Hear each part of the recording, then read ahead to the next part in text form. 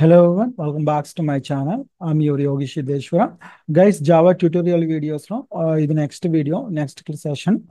ఈ సెషన్లో మనము వేరియబుల్స్ని ఎలా డిక్లేర్ చేయాలి, ఎలా ఇనిషియలైజేషన్ చేయాలనే పార్ట్ గురించి అయితే మాట్లాడుకోబోతున్నాం. సో నార్మల్గా వేరియబుల్స్ అంటే ఏంటంటే normal meaning of that variable in English చూసుకునేటప్పటికల్లా వేరియబుల్ అంటే చేంజ్ అవుతూ ఉండేది అని అర్థం. వేరియబుల్ అంటే చేంజ్ అవుతూ ఉండేది అని అర్థం నార్మల్గా. ఓకేనా? అంటే ఇఫ్ యూ టేక్ దట్, ఇప్పుడు మనం నార్మల్ మ్యాథమెటిక్స్ అందరం కూడా 10th క్లాస్ వరకు చదువుకున్న వాళ్ళం కదా, రైట్? మ్యాథమెటిక్స్ మీరు తర్వాత తీసుకున్న బ్రాంచెస్ ఉన్నా లేకపోయినా ఆబ్వియస్లీ అందరూ కూడా మ్యాథమెటిక్స్ బేసిక్ అయితే వస్తుంది కదా. సో నార్మల్గా మనము లైక్ 10th క్లాస్ చదువుకునేటప్పుడు x is equal to 1, y is equal to 2 రాసాము కూడా, ఎక్స్ ప్లస్ వై ఈక్వల్స్ ఏమవుతుంది, 1 + 2 3 అవుతుంది, రైట్? ఇక్కడ ఎక్స్ అనేది ఇక్కడ ఏంటి, వేరియబుల్ అని అర్థం. ఎక్స్ వై అనేది వేరియబుల్స్ అనేది. ద సేమ్ వే మన ప్రోగ్రామింగ్ లో కూడా వేరియబుల్స్ ని యూజ్ చేస్తాం అనమాట.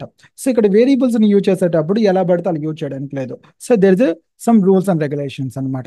సో నార్మల్ గా మనం వేరియబుల్ ని ఎలా యూజ్ చేస్తామంటే, నేను జస్ట్ రైటింగ్, ఓకేనా? మనం ఒక వేరియబుల్ రాసేటప్పుడు వేరియబుల్ నేమ్ ఫస్ట్ రాసుకుంటాం. వేరియబుల్స్ నేమ్స్ రాసేటప్పుడు ఐడెంటిఫై రూల్స్ అండ్ రెగ్యులేషన్స్ పాటించాలి. ఏంటి identify rules and regulations? Identifier or variable name should not start with a number and should not use that dollar and underscore signs. ఓకేనా? అంటే dollar and underscore signs తప్పించి మీరే symbols కూడా ఉపయోగించకూడదు. Should not use other symbols rather than that dollar and underscore. And keywords ని direct గా మనము identifiers గా ఉపయోగించకూడదు. These are the rules and regulations for the writing that identifiers, right? So first మనం variables రాసేటప్పుడు ఆ rules maintain చేస్తాం. So variable name ఒకసారి డిసైడ్ చేసిన తర్వాత ఈ వేరియబుల్ ఎటువంటి డేటాను పెట్టాలి, ఓకేనా? సో మనకి చాలా టైప్ ఆఫ్ డేటా ఉంటుంది కదా. సో ఏ టైప్ ఆఫ్ డేటాను పెట్టాలి అనేది కూడా డిసైడ్ చేయడానికి మనం పర్టికులర్ గా ఒక కీవర్డ్ని ఉపయోగిస్తాం అనమాట. కీవర్డ్ కేటగిరీస్ని ఉపయోగిస్తాం. ఆ కీవర్డ్ కేటగిరీస్ని మనం ఇక్కడ ఏమంటామంటే డేటా టైప్స్ అంటాం అనమాట. డేటా టైప్స్ అంటాం. ఓకే, ఫస్ట్ మీరు ఒక వేరియబుల్ డిక్లేర్ చేసేటప్పుడు మస్ట్ అండ్ షుడ్ గా ముందుగానే, అంటే దాని ప్రిఫిక్స్ లో ప్రీఫిక్స్ ముందుగా, ఓకేనా? దాని ముందుగా మనం ఏం రాయాలమ్మా, డేటా టైప్ రాయాలి. డేటా టైప్ దేనికోసం రాస్తున్నామంటే ఈ వేరియబుల్లో ఎటువంటి టైప్ ఆఫ్ డేటాను పెట్టాలో డిసైడ్ చేసేది ఈ డేటా టైప్ అనేది. ఓకేనా? మస్ట్ అండ్ షుడ్ గా మన డేటా టైప్స్ అనే కాన్సెప్ట్ బాగా స్ట్రాంగ్ గా రావాలి. నెక్స్ట్ వీడియో అదే. ఓకే, సో వేరియబుల్ నేమ్ రాసుకున్న తర్వాత మనం ఇందులో ఏం డేటా పెట్టాలి. సో ఇందులో మనం ఏ డేటా పెట్టాలనుకుంటే దాని ఈక్వల్స్ ఆపరేటర్ రాసిన తర్వాత ఆ డేటాని ఇక్కడ పెడతాం. ఓకే, పెట్టిన తర్వాత మనం ఆల్రెడీ ప్రోగ్రామ్ అంటే ఏం మాట్లాడుకున్నాం, కలెక్షన్ ఆఫ్ ఇన్స్ట్రక్షన్స్ అనుకున్నాం. సో ఇన్స్ట్రక్షన్స్ రాసే పద్ధతి ఒక్కొక్క లాంగ్వేజ్ లో ఒకలా ఉంటుంది. పైథాన్లో ఒకలాగా ఉంటుంది, సిలో ఒకలాగా ఉంటుంది, C++లో ఒకలా ఉంటుంది, జావాలో ఒకలాగా ఉంటుంది. జావాలో ప్రతి ఇన్స్ట్రక్షన్ మషన్ షుడ్గా ఎండ్ చేయాలి. ఇన్స్ట్రక్షన్ ఎండ్ చేయాలంటే మషన్ షుడ్గా మనం సెమీ కోలన్ ఉపయోగించాలి.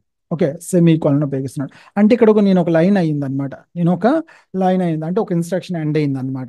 సో ఇప్పుడు మీరు గుర్తుంచుకోవాల్సింది ఏంటంటే ఇక్కడ మనము మనము డేటా ఏ టైప్ తీసుకుంటామంటే ఏ డేటా టైప్తో మీరు డిక్లేర్ చేస్తారో అదే టైప్ ఆఫ్ డేటాని ఇక్కడ తీసుకోవాల్సి ఉంటుంది. సో ఇక్కడ మనకి చాలా టైప్స్ ఆఫ్ డేటా టైప్స్ ఉంటాయి. నేను ఫర్ ఎగ్జాంపుల్ చెప్తున్నాను. ఇంట్ అనే డేటా టైప్ తీసుకున్నాను అనుకోండి. ఇంట్ అనే డేటా టైప్ మనం ఫ్యూచర్లో మాట్లాడతాం. ఇంట్ అనేది ఒక డేటా టైప్ అయితే దీనికి నేను ఏం చేస్తున్నాను, ఏ అనేది ఒక వేరియబుల్ తీసుకున్నాను. ఈక్వల్స్ టు నేను 1 2 అని తీసుకున్నాను అనుకోండి, ఇక్కడ నాకు ఇష్యూ ఉండదు. There is no issue at. అలానే నేను int, okay, a equals to, okay, నేను ఏబిసి అని తీసుకున్నాను అనుకోండి, I will get that error. ఇక్కడ ఎర్రర్ వస్తుంది ఎందుకంటే abc is not type of that integer. Integers అంటే మనకు నార్మల్గా డేటా టైప్స్ మాట్లాడుకున్నప్పుడు నెంబర్స్ మాత్రం పెట్టాలన్నమాట. నెంబర్స్ కాకుండా ఇంకేమైనా పెట్టినా సరే you will get that error అనమాట. ఏం ఎర్రర్ వస్తుంది మనకి, కంపైలేషన్ ఎర్రర్ వస్తుంది అనమాట. సో ఇది మనకి అంటే మీరు గుర్తుంచుకోవాల్సింది ఏంటంటే టైప్ ఆఫ్ డేటా, ఈ type of data A type of డేటాను మీరు తీసుకోవాలి, డేటా టైప్స్ అనే కాన్సెప్ట్ మీద డిసైడ్ అవుతుంది. సో ఇక్కడ మళ్ళీ మీరు ఒకసారి చూసుకునేటప్పటికల్లా డేటా టైప్స్ అనేది ప్రిఫిక్స్ లో ఉండాలి వేరియబుల్ నేమ్ కి, అండ్ ఈక్వల్స్ ఆపరేటర్ తర్వాత డేటా ఉండాలి. ఇదే డేటాను మనము లైక్ అఫీషియల్ టెర్మినాలజీలో మాట్లాడుకుంటే ఏమంటామంటే లిటరల్స్ అంటాం అనమాట. లిటరల్స్, ఓకేనా? లిటరల్స్ అంటే ద లిటరల్స్ అంటే డేటా మరి కొత్తగా ఏం కాదు. ఓకేనా? లిటరల్స్ అంటే డేటా. సో మనం రాసేటప్పుడు చాలా జాగ్రత్తగా రాయాలి. ప్రతి ఇన్స్ట్రక్షన్ అండ్ కూడా సెమీకోలన్ పెట్టాలి. సెమీకోలన్ పెట్టలేదు అనుకోండి మీకు కంపైలేషన్ ఎర్రర్ వస్తుంది అనమాట. సో ఒక్కసారి మనం ప్రోగ్రామెటికల్ గా చూద్దాం. ఫర్ ఎగ్జాంపుల్ చూద్దాం, ఓకేనా? అంటే మీకు ఇప్పుడు వరకు డేటా టైప్స్ అంటే కాన్సెప్ట్ తెలీదు, ఓకేనా, యాజ్ అ బిగినర్స్ గా మీకు.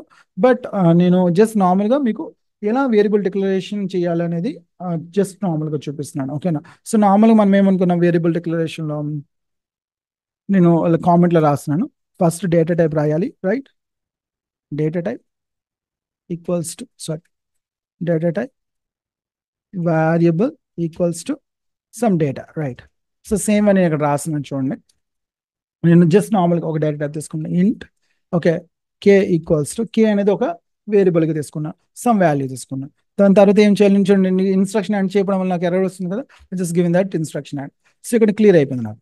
ఓకే, నాకు అంటే ఏంటి, ఇప్పుడు నేను ఎక్కడైనా ఈ ప్రోగ్రాంలో ఫ్యూచర్లో ఎక్కడైనా నేను కేని ఉపయోగించాను అనుకోండి, సో ఆ ప్లేస్లో మనకి ఏమొస్తుంది 2343, 2343 అనే వాల్యూ అనేది నాకు ప్రింట్ అవుతుంది అండ్ యూజ్ అవుతుంది అనమాట. ఈ వాల్యూ అనేది మనం ఎలానే చేంజ్ చేసుకోవచ్చు, బికాస్ కే అనేది ఇక్కడ ఏంటి వేరియబుల్ చేంజ్ అవుతూ ఉంటుంది కదా. సో నేను ఈ వాల్యూని ఎక్కడైనా చేంజ్ చేసుకోవచ్చు. అలా కాకుండా నేను నెక్స్ట్ లైన్లో కూడా కే వాల్యూ నేను చేంజ్ చేసుకోవచ్చు. అంటే ఎక్కడైనా ఫ్యూచర్లో నేను కే వాల్యూ చేంజ్ చేస్తున్నాను అనుకోండి, సో అప్డేటెడ్ వాల్యూ మనకు ఉంటుంది. ఇప్పుడు నార్మల్గా కే వాల్యూ 464674 రాసాను కదా, సో తర్వాత లైన్లో మళ్ళీ కే వాల్యూ నేనే అప్డేట్ చేశాను 534645 రాసాను. అంటే మనకి అప్డేటెడ్ వాల్యూ ఏమొస్తుంది 53645 వస్తుంది అనమాట. అంటే ఎవ్రీ టైం మీరు ఎప్పుడైతే అప్డేట్ చేస్తున్నారో ఆటోమేటిక్గా పర్టికులర్ వేరియబుల్ వాల్యూ అప్డేట్ అవుతూ ఉంటుంది, because it's a variable change అవుతూ ఉంటుంది. ఓకేనా. సో మనం లాస్ట్ టైంలో సిస్టమ్ డాట్ అవుట్ ప్రింట్ అని హెలో వరల్డ్ ప్రింట్ చేసాం కదా. సో ఎప్పుడైనా మీరు వేరియబుల్స్ని కూడా ప్రింట్ చేయొచ్చు. వేరియబుల్స్ ప్రింట్ చేసేటప్పుడు డబుల్ కొటేషన్స్ అవసరం లేదు, డైరెక్ట్గా వేరియబుల్ నేమ్ ఇచ్చేస్తాను. చూడండి కే అని ఇచ్చాను. సో నార్మల్గా నేను అప్డేట్ చేయకముందు వాల్యూ ప్రింట్ చేద్దాం. ఓకేనా, నేను జస్ట్ ప్రింట్ చేస్తున్నాను. ఎలా ప్రింట్ చేస్తాం, right click and run as Java application. So I got that value, right. తర్వాత నేను అప్డేట్ చేశాను. ఓకే, సో అంటే కే వాల్యూ అప్డేట్ చేశాను. సో అప్పుడు నాకు ఏమొస్తుంది, లైక్ 53645 వస్తుంది. చూడండి 53645 వస్తుంది. సో రైట్, అంటే మనకి వేరియబుల్స్ వాల్యూస్ చేంజ్ అవుతూ ఉంటాయి అండ్ వేరియబుల్స్ డేటా కూడా డేటా టైప్ అనే కాన్సెప్ట్ అంటే కీవర్డ్స్ మీద ఆధారపడి ఉంటాయి. ఇది గుర్తుంచుకోవాలి మీరు. ఓకేనా. అండ్ ఇలాన ఇది ఇది ఒక పరంగా డిక్లేర్ అండ్ డెఫినేషన్ చేయడము. సో ఇలా కాకుండా మనకి ఫస్ట్ మనం వేరియబుల్స్ని డిక్లేర్ చేసుకోవచ్చు. నేను వేరియబుల్ డిక్లేర్ చేస్తాను. సో నేను first data type and variable name ఇచ్చేసి సెమీకోలన్ ఇచ్చేస్తాను, ఇన్స్ట్రక్షన్ అంటే ఇచ్చేస్తాం. సో ఇలా కూడా చేయొచ్చు. ఇలా చేయడం వల్ల ఏమవుతుంది, దీన్ని ఏమంటారంటే డిక్లరేషన్ అంటాం అనమాట. Declaration, okay. సో డిక్లరేషన్ చేసిన తర్వాత మనము డెఫినేషన్ అన్న ఇనిషియలైజేషన్ అన్న ఒకటే. అంటే డేటాని ఇవ్వడం అనే పార్ట్ని మనం ఏమంటామంటే ఇనిషియలైజేషన్, గుర్తుంచుకోవాలి. ఇనిషియలైజేషన్ ఆర్ డెఫినేషన్ అనొచ్చు. సో ఫ్యూచర్లో ఎక్కడైనా మనం ఇనిషియలైజేషన్ చేసుకోవచ్చు. నేను కే వాల్యూని ఎక్కడైనా అప్డేట్ చేస్తాను. చూడండి కే ఈక్వల్ టు 1 2 3. ఈ పార్ట్ని ఏమంటాం మనం అంటే మనం ఇనిషియలైజేషన్ అంటాం. ఓకే, ఇనిషియలైజేషన్ అనొచ్చు. ఓకే, ఇనిషియలైజేషన్ ఆర్ డెఫినేషన్ అని కూడా అనొచ్చు. సో ఇప్పుడు కే వాల్యూ ఏమవుతుంది మనకి, లైక్ 323423 అవుతుంది. సో ఒకసారి చూద్దాం. చూడండి, right, clear. So must and షుడ్గా మీరు మెయిన్ మెథడ్లో ఏదైనా వేరియబుల్ డిక్లేర్ చేశారంటే డెఫినేషన్ ఇవ్వండి పక్కాగా. అంటే మనకి ఎందుకు లోకల్ వేరియబుల్ కింద వస్తుంది ఇది.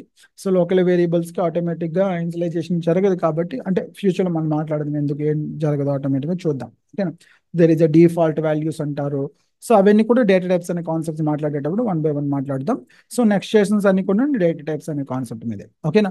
ఐ థింక్ సో మీకు ఇప్పుడు క్లియర్ అయి ఉంటుంది. వేరియబుల్స్ అంటే చేంజ్ అవుతూ ఉంటుంది. ఓకేనా. సో చేంజ్ అవుతా అంటే వాల్యూస్ చేంజ్ అవుతూ ఉంటాయి. సో వేరియబుల్ని ఎలా డిక్లేర్ చేస్తాం, ఫస్ట్ డేటా టైప్ని ఉపయోగిస్తాం. ఇన్ ఫ్యూచర్లో డేటా టైప్స్ అనే కాదండి, ఇంకా మళ్ళీ మనం యాక్సెస్ మోడిఫైర్స్ అంటాం, అవి కూడా యూజ్ చేస్తాం. ఓకేనా. సో ఇంకా కాంకరెన్స్లోకి వెళ్ళడం ఇంకా హై లెవెల్ ఉంటుంది. బట్ యాజ్ ఆఫ్ నా మీరు డేటా టైప్స్ అని ఫస్ట్ ఉపయోగిస్తారు. డేటా టైప్స్ అనే కాన్సెప్ట్ తర్వాత వేరియబుల్ నేమ్ని ఇస్తారు. వేరియబుల్ నేమ్ తర్వాత మీరు ఈక్వల్స్ ఆపరేటర్ ఇచ్చేసి then you can write the data, అంటే లిటరల్ ఇచ్చేస్తారు. ఓకేనా. అలా కాకుండా డిక్లరేషన్ ఒకసారి ఒక లైన్లో రాసేసి డెఫినేషన్ కూడా నెక్స్ట్ లైన్లో రాసుకోవచ్చు, అంటే ఇన్స్టలేషన్ కూడా ఇచ్చుకోవచ్చు. So there is multiple ways అనమాట. ఓకేనా. ఐ హోప్ ఈ వీడియో మీకు క్లియర్గా అర్థమైంది అనుకుంటాను. ఒకవేళ నచ్చితే just give me that thumbs up and share చేయండి మీ ఫ్రెండ్స్ అందరితో కూడా. అండ్ మీకు ఏమైనా డౌట్స్ ఉంటే కామెంట్ చేయండి. సో నెక్స్ట్ వీడియో కోసం వెయిట్ చేయండి. Thank you so much.